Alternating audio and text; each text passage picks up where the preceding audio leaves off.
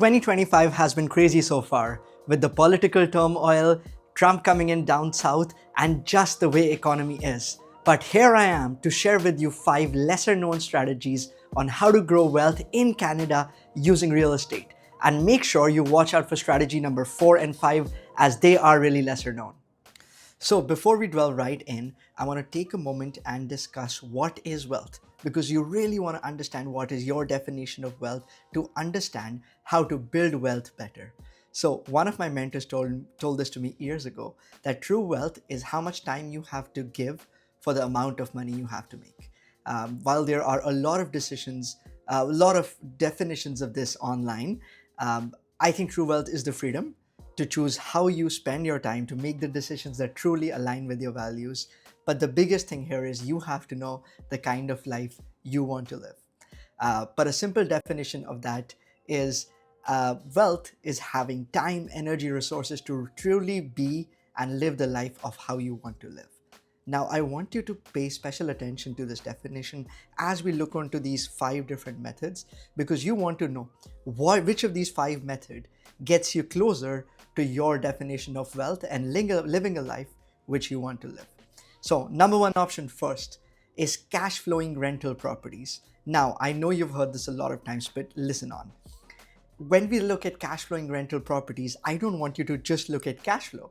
And cash flow simply is when I say positive cash flow, I mean the income, the rental income of the property is more than the ongoing expenses. So most people just look at cash flow when buying an investment property, but there's other 2 things you need to look at. This outside of cash flow, you want to look at the appreciation potential. Now, there's a lot of places around the world where you can invest in properties, but all you get is cash flow. You also want to see where do I have a chance at appreciation, because that is also how my principal grows and I have good exit strategies. The third thing you want to look at is how passive is it truly. Now, a lot of people I know were really excited about the prospects of Airbnb. But when they started putting an Airbnb suite in their property and running an Airbnb, it was so much effort, work, the reviews, etc., that they were like, this was not worth our time. So you have to understand any investment you make, how passive is it? The quality of tenants you would attract in the area, how are the tenant laws, and how is the overall neighborhood area for crime, etc., because those will affect you. If a property takes away your peace of mind, I don't think that investment is worth it. So these are things you should consider. What I did is I went through this article published by Money Sense back in 2024, which talked about the top places and top cities to invest in Canada. Here are the top 7 or 8 cities. Now, based on this, if you can see the top city, which is Moncton, which is in New Brunswick, had a 3-year appreciation of almost 70%, while something like St. John had an appreciation of 48% over 3 years. A place like Calgary had an appreciation of 31% for 3 years. So these places give you an idea where, what are some places where the markets have been stable outside of the hubs of Toronto, Vancouver, etc., where you can see appreciation. The other things you want to look at is where can you find properties which are cash flowing. Ideally, you also want to find properties which are not that expensive because you want to repeat this process, you want to build wealth, and so the other thing you want to look at here is the benchmark prices. The cities which really stand out for me based on the investors I have worked with are Moncton, Calgary, of course, and St. John. New Brunswick has seen some really interesting trends when it comes to investors in real estate. Now, just to give you an example of numbers, if we look into an investment property in a city like Calgary or Moncton, let's say you purchase it for $600,000. Typically, you'll need 20% down, which in this case would be $120,000. Now, on a property like this, typically, let's say the rent is $4,500. That includes upstairs and basement suites. Your monthly expenses, we anticipate based on some online data, will be say $3,500. Now, for illustration purposes, you make $1,000 a month in cash flow every year. That makes it $12,000 a year. Over 5 years, if you account for a standard appreciation and cash flow, you're making more than $150,000. Now, those make good investments, especially if they are passive. There's not a lot of headache. You can get good property managers, and these areas have good rental demand. So, moving on to the number two strategy, that is BRRRR, commonly known as the buy, renovate, rent, refinance, and repeat strategy. All it means in a nutshell is you buy properties in areas where they really need some cosmetic or some improvements. You do those improvements and then refinance money out of it, get money in the cash tax free, and use that money for your next investment while you hold this property and it cash flows. Let me give you a better example. So the key here is you need to find a property which you can add value to. So you can do some renovations. Typically, renovations would include cosmetic things, paint, rebuilding the bathroom, flooring, upgrading the cabinets in the kitchen, adding a basement suite, things like that. So in a lot of smaller property areas in cities, you can find those properties for around 400,000. Let's say for illustration, you invest 50,000 in renovations, you complete the suite downstairs, add an entrance, make a basement accessible, and you do some improvements about the paint, flooring, etc. The post renovation value is usually significantly more than how much money you invest. If you do it right and you know how to do renovations yourself, even this property may within 3 to 6 months appraise for 525,000. That's almost $125,000 increase in value. The key play here is when you first buy it for 400,000, you've put 20% down, so your bank has financed 320,000. But when the new value is 525,000, a bank will lend up to 80% of the value.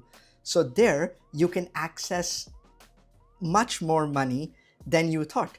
So if your original mortgage was only 320 and now you can get another 100,000, that's 100,000 you can access out of this property tax free, and you can use it for your next investment or for your next property.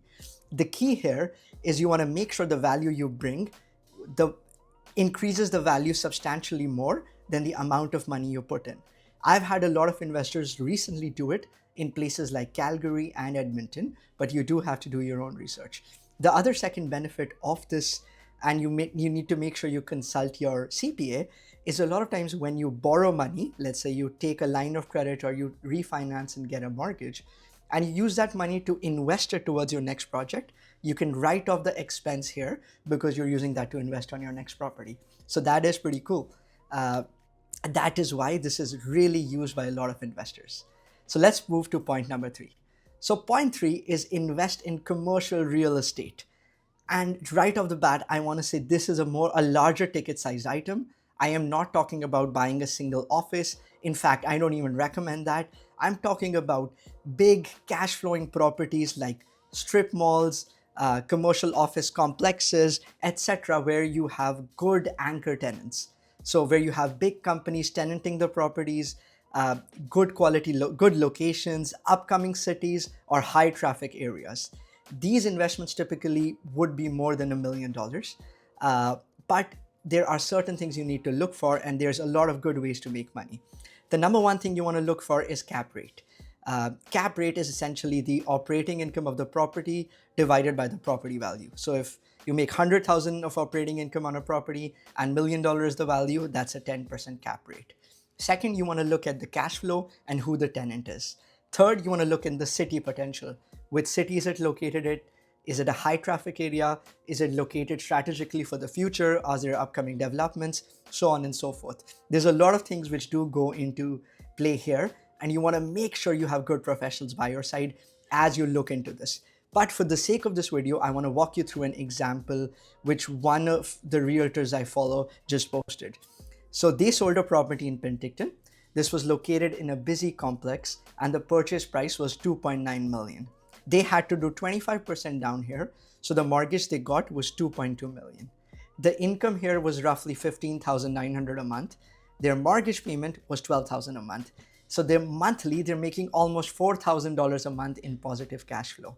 The other things here, this was in Penticton. It's a smaller town, upcoming, and this was a really good, busy intersection with some amazing tenants. The other things which are really good about commercial investing is commercial tenants. The laws are much easier to deal with, and commercial tenants are typically much easier to deal with than residential tenants.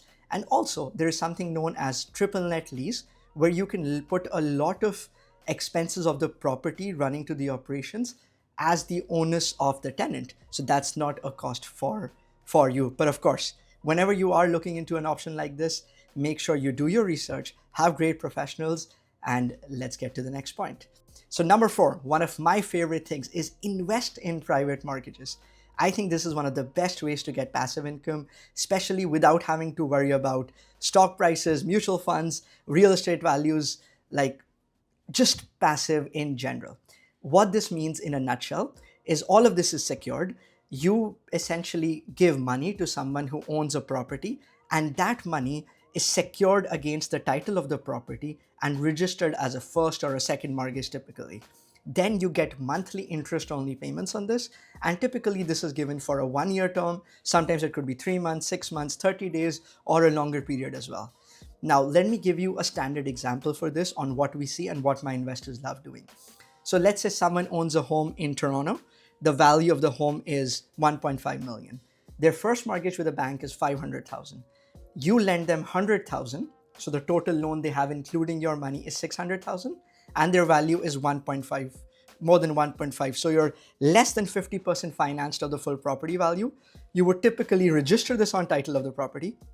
You would get something around 11-12% yield, and you get interest only payments. Now, even if I assume an yield of 12% and you invest 100,000, in 5 years, this money is almost $176,000.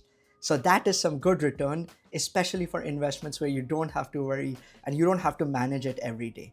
Now, of course, the key is to be connected with the right professionals who help you and who help you find the right deals. And if you want to know more, make sure you reach out to us. But I really recommend this option for people who do not want the headache, want consistent growth.